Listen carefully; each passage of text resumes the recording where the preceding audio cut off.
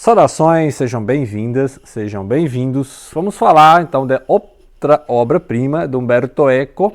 Depois nós lemos O Nome da Rosa, lemos O Cemitério de Praga. Agora é a vez do Pêndulo de Foucault, que fica logo depois do Nome da Rosa, né? Logo depois do Nome da Rosa.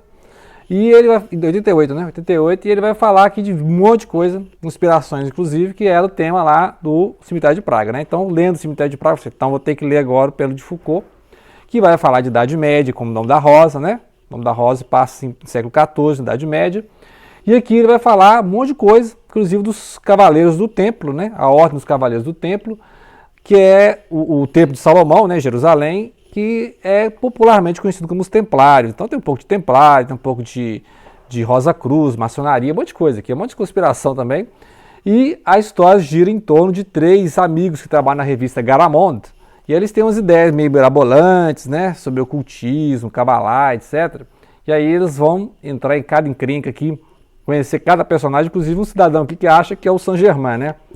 Tem um velho ocultista aqui que dá a ideia de que ele conheceu coisas de 500 anos atrás que não tivesse visto, né? Então ele está pagando de Saint-Germain aqui. Muito bem, então esse livro, né, basicamente, eu vou gastar os três vídeos. Vamos ler as primeiras 200 páginas, depois 200 páginas e finalmente mais 200 páginas, calculo mais ou menos 3 vídeos suficiente, né? Começa pelo fim por quê? Porque vai ter toda a mirabolância conspiratória e no final vai ter uma cerimônia, né? Vai ter uma cerimônia que foi bolada, né? Ou seja, essa conspiração foi bolada pelos próprios três amigos, né? Os jornalistas aqui. E aí vai resultar que os conspiradores, né, vão acreditar na conspiração, né? Essa pessoa dada a conspiração vai acreditar nisso e vai montar todo esse ritual lá onde acontece, onde está exposto o Pêndulo de Foucault. O Pêndulo de Foucault, que ele fica lá no Panteão de Paris e fica também na Saint-Martin-des-Champs, né?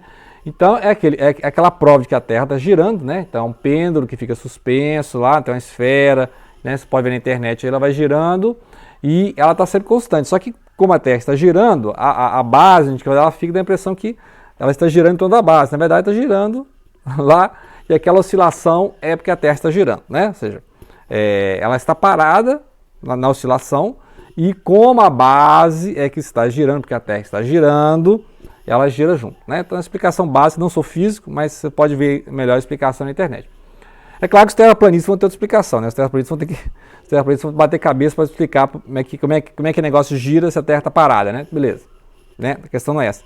A questão é que ele vai falar de ciência, vai falar de ocultismo, vai falar de pseudociência, vai falar de conspiração, né? Ou seja, muita informação, então é excesso. Eu acho excessivo algumas coisas aqui, né? Vários leitores reclamam que é excessiva a quantidade de citações, coisa medieval, coisa em hebraico, coisa em latim, coisa em grego. Então, assim, eu acho, mas ele de propósito, né? Eu acho que ele fala de sacanagem mesmo, de propósito para você correr atrás, né? Que tem uma farta bibliografia, né? No final aqui tem as obras, né, índice das ilustrações, tem as obras que ele tirou. Então, ou seja, a ficção é mais os personagens, né? Agora, tem fatos históricos, fala de Segunda Guerra Mundial, né? Fala da questão da maçonaria, então que a gente já viu lá no Cemitério de Praga, ele vai retomar aqui, né? Ou seja, ele retomou isso aqui, né? Porque o Cemitério de Praga é 2010. Então, algum material que ficou, ele usou lá no Cemitério de Praga.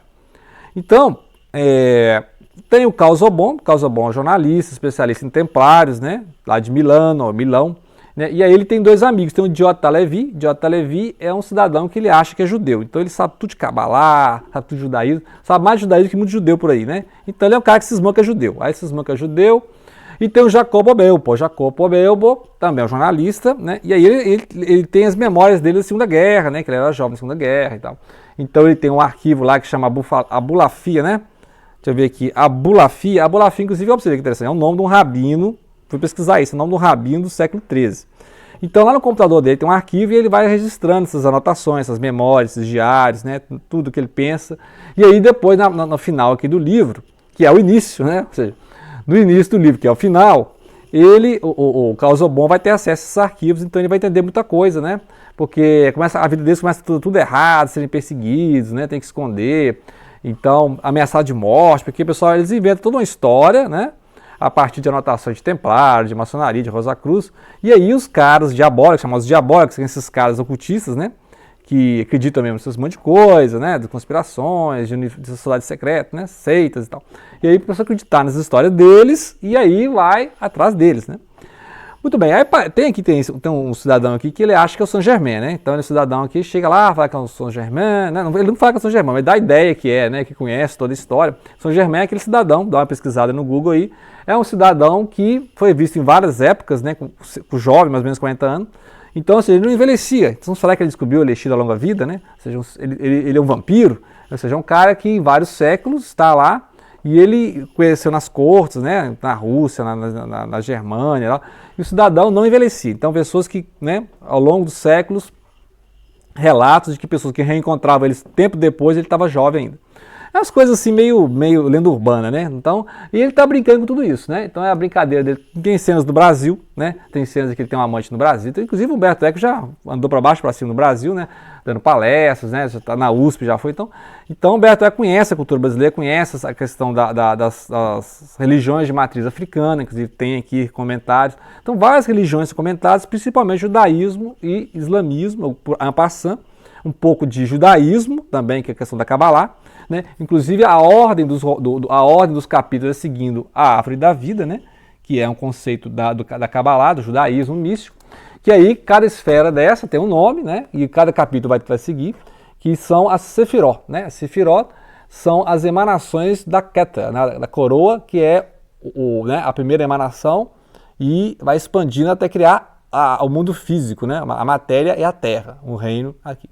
Então são as emanações de Deus, né? O Ein Sof, né?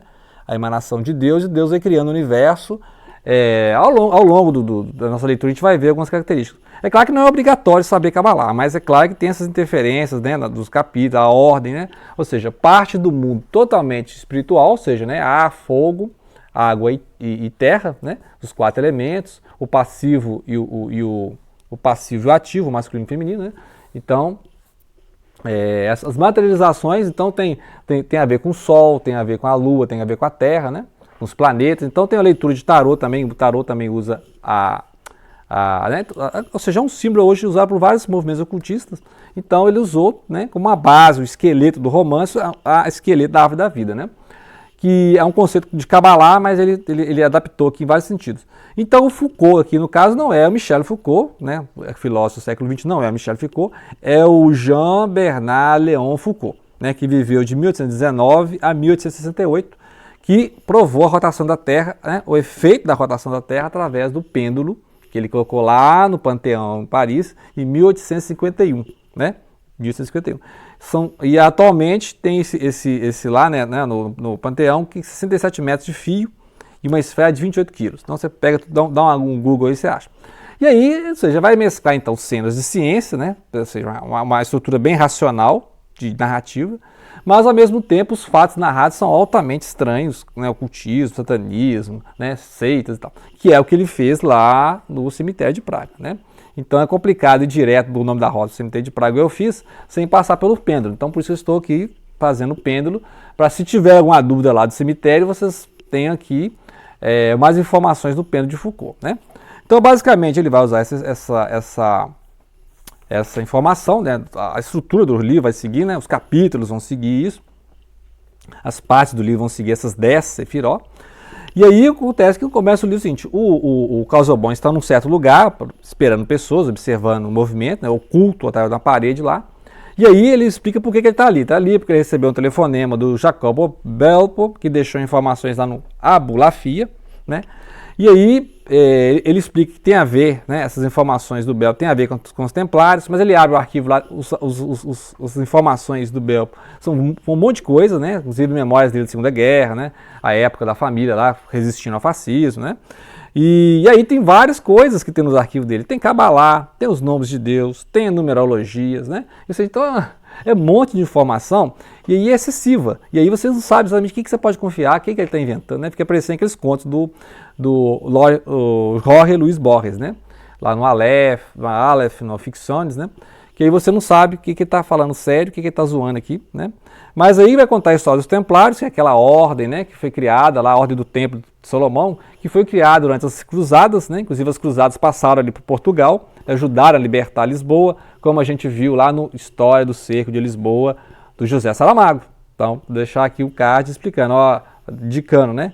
Veja um vídeo que eu falo aí a história do cerco de Lisboa. E aí os cruzados passaram por Lisboa lá e ajudaram o rei a libertar. E aí os cruzados, os templários depois, né, que estavam junto com os cruzados, os templários ficaram muito famosos, muito ricos, né, porque eles administravam essas riquezas, recebiam doações. E aí atraiu a inveja dos reis, né, inclusive o Filipe Belo que queria o dinheiro dos templários, né, por questões financeiras, né. Então ele acabou com a imagem dos templários, os templários foram perseguidos, ele acabou com a ordem em 1307, numa sexta-feira 13 de outubro, né? Por isso que é sexta-feira 13, dá azar, né? Como diz. E aí a história dos templários basicamente só que está cercada de lendas, né? Cercada de lendas dos templários, que é o que vai se nutrir aqui o romance, né? Ou seja, vai nutrir dessas lendas. Ah, eles adoravam o quê, né? O Bafomé, que é a deturbação do nome Maomé, né? Mofamé, sei lá, Mofamá, sei lá. Então, tipo, são uns problemas de tradução, problemas de pronúncia, né? Acusavam os templários das coisas mais horrendas, justamente para poder acabar com a ordem, né? Que não acabou em Portugal. Portugal ainda manteve a ordem, mudou de nome, né? E o rei lá aceitou manter os templários em Portugal. Tem lá um palácio em Tomar, né, em Portugal, que tem construção dos templários, né? Então, os templários sempre foram reconhecidos e também ajudaram as navegações dos portugueses, né? Inclusive a descobrir o Brasil, né? Ou seja, no século XVI. Então, ou seja, a história dos templários, dizem que lá em Auckland, né, lá na costa do Canadá, tem um tesouro dos templários, né, tem até aquela série lá do mistério, né, da ilha, a Ilha do Carvalho, né, tem até no History, né, aí tá lá os caras cavando tesouro, não sei quantos anos, mais de 10 anos cavando tesouro lá, dizem que tem um tesouro dos templários lá enterrado. Então, ou seja, os templários movem a história, o quadrinho e as lendas urbanas até hoje, né? E aí ele vai usar justamente isso. Então, ele vai usar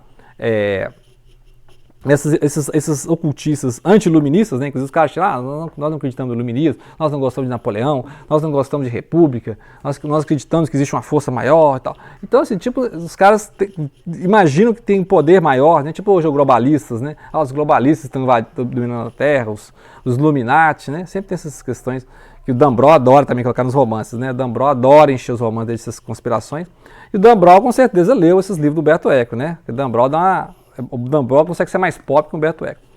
E aí, a ideia então vai ser que eles vão, né, o Casaubon, o Belpo e o J. Levi vai criar, né, uma conspiração, eles vão criar uma conspiração deles, e os outros conspiradores vão acreditar nessa conspiração que eles inventaram, não existe, né?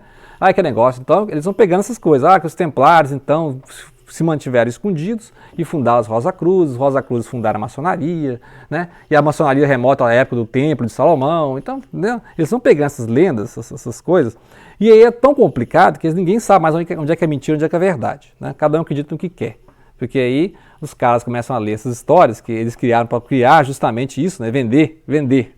E aí as pessoas começam a acreditar, né? Porque a Garamond tem uma linha séria de livros romances sérios, mas tem toda uma linha de romances ocultistas, né? Esses romances lá do B, esses romances seitas, né? E aí aí eles veem que dá mais retorno, né? As pessoas dá mais ibope é falar de coisas banco de revista lá, história da maçonaria, né? Sociedade é secreta e você lê a revistinha História da Sociedade lá na banca de revista, né? Bem secreto, né? Então as coisas assim para vender livro, né? E aí eles dá certo, o Garamond dá certo e eles começam a ser seguidos, né? Começam a ser ameaçados por essas pessoas que estão acreditando na lenda que eles criaram. Então essa que é a comédia da história.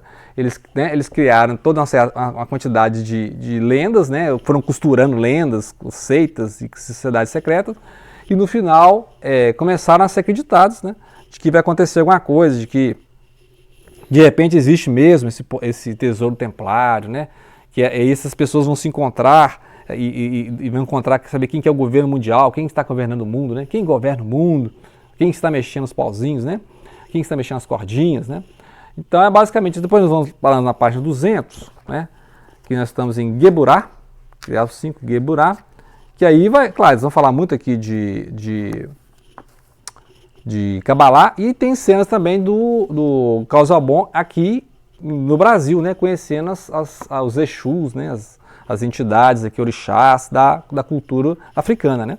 Então, interessante o interesse que ele tem de também conhecer um pouco de religiões de matriz africana.